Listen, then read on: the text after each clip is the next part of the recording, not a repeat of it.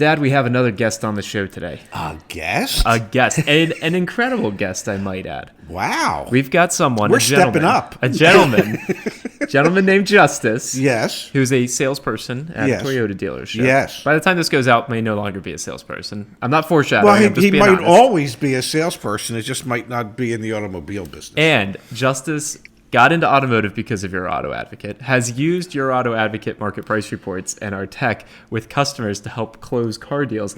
And I want to take some credit for this. It's also getting out of automotive because of Your Auto Advocate. And so when Justise and I got in touch via email, Dad, I said, I got to get him on the line with you. We got to record it. We got to share it with our audience. Justise, what made you come to your senses and say, I've had enough of this nonsense? I love what I do. Let me preface everything by saying I love dealing with my customers. I love helping them get into vehicles and achieving their dreams. I don't love yes. the other guess. Part of it. Would that be dealing with management? Yes. Okay. Yes, that's the part that I'm having a little bit more of a hard time with. Just some of the tactics seem unnecessary now. Like you don't need to treat people quite that way anymore. Well, here, I'll help you with this. We never really needed to treat people that way. We just chose to as an industry, and we've continued that practice for probably well over a century now. Let's back up though. Let's give the audience some perspective. Okay. Justise, what's your background? How long have you been in automotive? Because I know we're going to go on the philosophical tangents for a while, so let's give some context. I'm sorry, I'll be good. So I come from 28 years in the restaurant industry. As mainly as general manager, area director, running restaurants in that industry. And then COVID hit and, things got, I'm here in California, so things got unpredictable day to day today on whether I could be open and serving people food or not, or who I could serve food. And so things got crazy. I grew up, my father was in sales my whole life.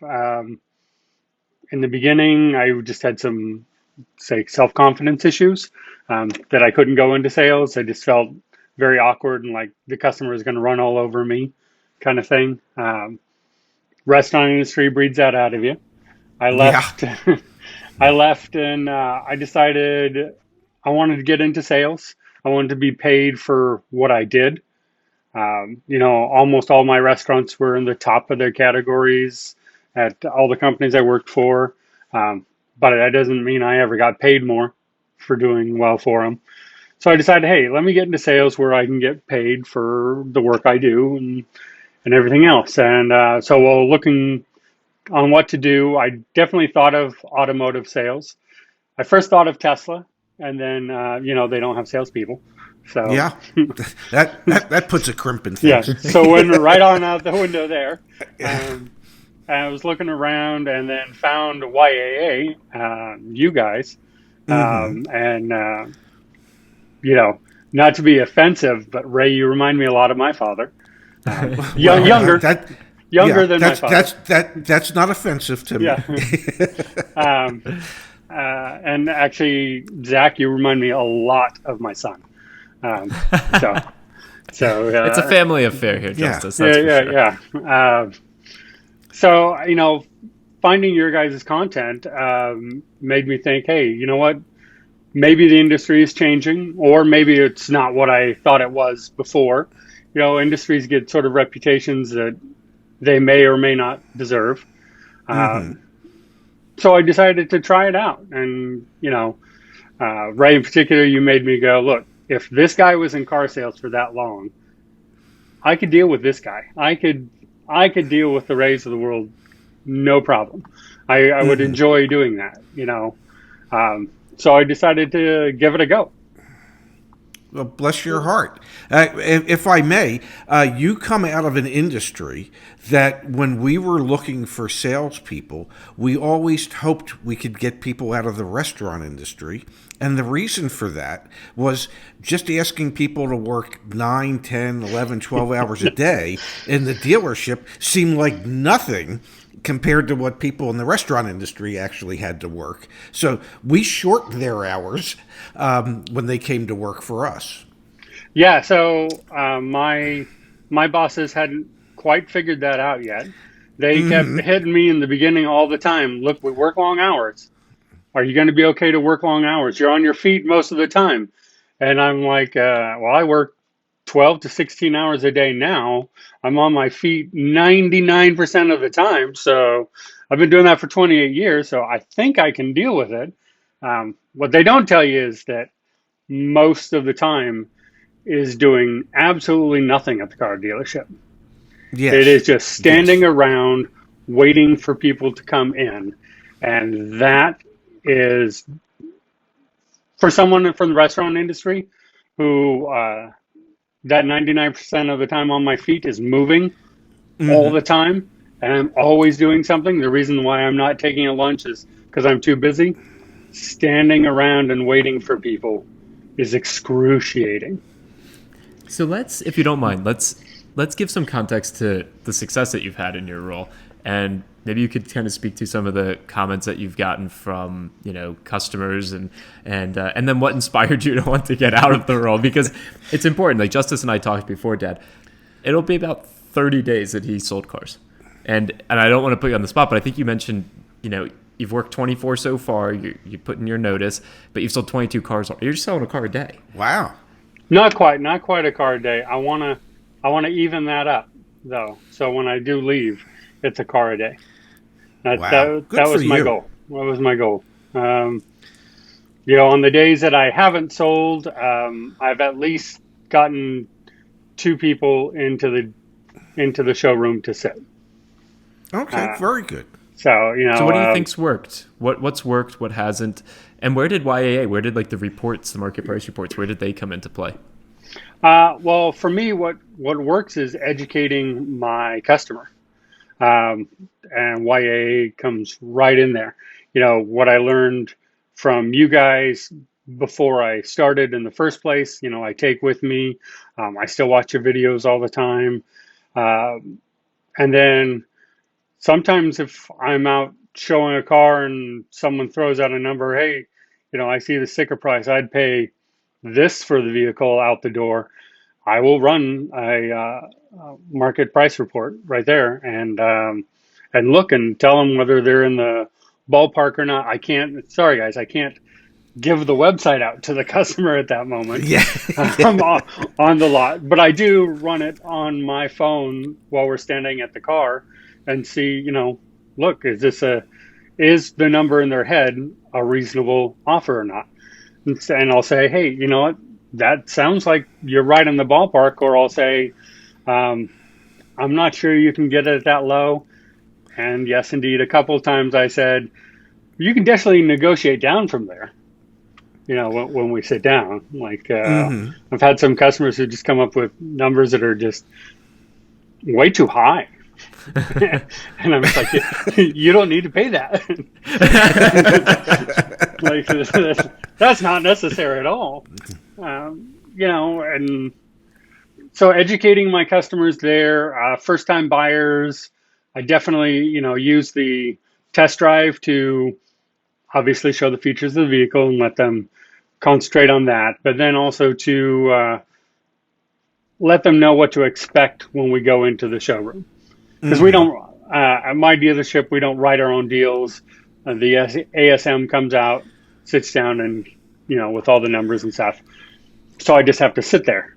So Yes. for me, at that point, hopefully I've educated my customer enough to go, when they hear, well, this is on all of our vehicles and it comes standard, that they can go, well, no, I don't think I want that. If they don't want it. But I do. Yeah. But I do indeed try to sell them on all the concepts of whether it makes sense to them to get all these other things too, be it low jack or dent and ding or whatever it is. I do try to point out the benefits of them if it's something that they want. But I do let them know what is negotiable and not negotiable before they get into the showroom. Once they're in the showroom, there's nothing I can do. I'm sitting in front of my boss, and Yes. they would show me the door if I said, "Hey, no, he doesn't need that." It's you probably would have liked working for me because I believed that we should empower the salespeople to be able to work the numbers and work the deals and say yes or no, thus eliminating the position of the assistant sales manager who had to go out there and actually close the deal. I thought that's the way So, it was going to be. Right? Honestly, oh, heck no. and I would have gotten a lot more sales if that's the way it was. You know, I've had my ASM come and lose people, and then he turns to the top ASM, who of course is rewarded on being that thing that the industry said you should be. And that's how he's the top. But he comes to my customers, and my customers like that I'm not like that. Yeah. So when they meet up against somebody who is that aggressive, that hard charging, and that pushing, they tend to just go, "No, I'm not buying here," and walk out. The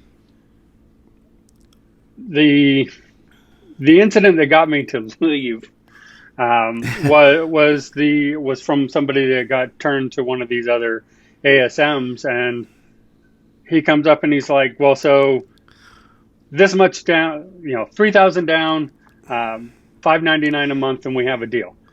It was just way more than these people wanted to pay, and they're like, "No, no, no, no, no."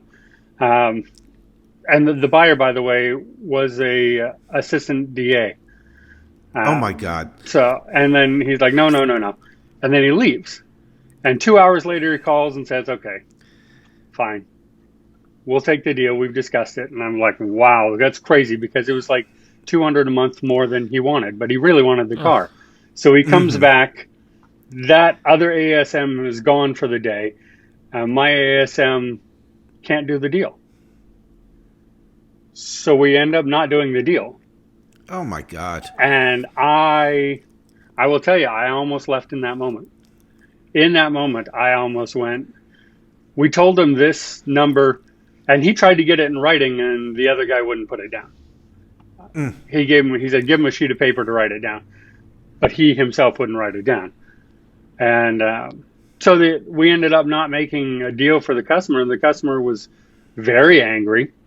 And then, he pulled me aside when he left, and he said, "Look, you were great. This isn't anything to do with you, but we came to Toyota because we had a great experience at this other dealership way down, down Southern California. So that's why we came to you. And now I don't think we'll buy a Toyota." Wow. And I just man. That's a typical horror story in the car business. Did you find by using the market price reports that it made things go a little more quickly for you and the customer? Absolutely. All the things I learned from you guys have made it really, the process go really quickly for my customers. I hear dealers or other salespeople out there like, "Yeah, I worked this customer for 4 hours." And that's amazing to me. I'm like, "You did what?" I'm with my customer before the showroom 30, 40 minutes Wow. max before I get to the showroom. I just don't I don't know what you're working there, but after the needs assessment, figuring out what they want, then I just go into education. Okay, here's what this car has, here's the features, here's the safeties, and then I roll into all of your guys' stuff. Look, what's negotiable, what's not negotiable, what are you looking for? I try to figure all that out before we get to the showroom. I know the number they have in mind, whether they're paying cash or financing, before we get in there and sit down ahead of time. And that takes me about 40 minutes. So I don't really know what the rest of the time spent there is. Well, that's because the other salespeople are still utilizing old school sales practices that are found in the majority of dealerships throughout the country, unfortunately. And Justice, you mentioned to me when we chatted before we started recording, so you've been in the dealership a little over 3 weeks. You've already got customers referring other people to you. And so not only does it sound like it's a quicker process, one that allows you to walk away at the end of the day, having made a living and also helped people, which is rewarding, you're getting people to refer other people to you. It sounds like you're really good at it, and that we need more people like you out there. And the whole infrastructure for the dealership is just set up a little bass backwards. It is set up backwards. It doesn't need to be set up like that. I do, not to pat myself on the back, but I am good at it. Like because I love it. I like helping my customer. I don't like the rest of that stuff. I learned more from you than I have from my dealership. I will tell you that. They had me do a walk around on a vehicle and sell 3 managers, including the GM, and then told me to go sell cars. And that was 100% of the training I got. So I had to watch all of your videos to figure out, okay, well, how do I sell? So if I go into the sales office and I don't know what I don't know, it's 100% it. There are so many people in the industry that you've chosen to leave that just do it the way they know how to do it because it's always been that way, and they've never looked for a different or a better way. It's just, well, this is how we do it. But it doesn't have to be this is how we do it. There are other ways to do it that I don't know, honor the customer's time, honor their wishes. It doesn't have to be as adversarial as most dealerships make it. I mean, all that is 100% true. It's you're not a human being to them. You're not even a sales dollar to them. They treat the sales dollar better than they treat you as the salesman. Yes. And it's unfortunate that it's like that. And to your point, it doesn't need to be like that. And I think that's why one of your previous videos recently, you mentioned all the companies trying to get to sell directly to consumers online. And I know consumers are going to go that route, and dealers are putting themselves out of business by those practices now. Yeah, because they refuse to see what the future holds. And the future is holding that because of the way they've treated people. Like, why would you want to stay there? Like, I'm good at what I'm doing, and I'm leaving to go into a different industry because I don't like the way I'm treated. It makes me think that, I mean, your disposition, you come off very happy, very, gregarious. You must have a really nice boss. I do. He's a little young. He's a little young and a little inexperienced, but he's really nice. Justise, we can't thank you enough for taking the time to do this with us. Maybe you'll inspire a few other. We have quite a few salespeople and sales managers that are part of the YAA community, which is great. Maybe this will inspire them to, break down some of the information asymmetry because it was working really well for you. And so thank you for sharing your experience with us. And let us know in the comments down below if you want us to follow up with Justise or if you want us to do more interviews like these. And if you are in the industry, email us. Comment below. Let us know. Let's all band together and change this son of a gun. And let's celebrate people who are doing really good things in the industry. So absolutely. Congrats, Justise. I don't know if you can pull up the Ray Shefska stamp of approval, but you're about to get one. Boom! The Ray Shefska stamp of approval for Justise. Unfortunately, he is leaving the industry. but there are other really great salespeople out there. My dealership alone, there's some really great, honest salespeople there, and they can just put up with some of the stuff from the management better than I can. Well, good luck in the new endeavor. Thank you very much. I appreciate that. Yep. And thank you guys for your time. Yep. All right. Thanks, Justise. Thank you. Yep. Bye-bye now. Bye-bye.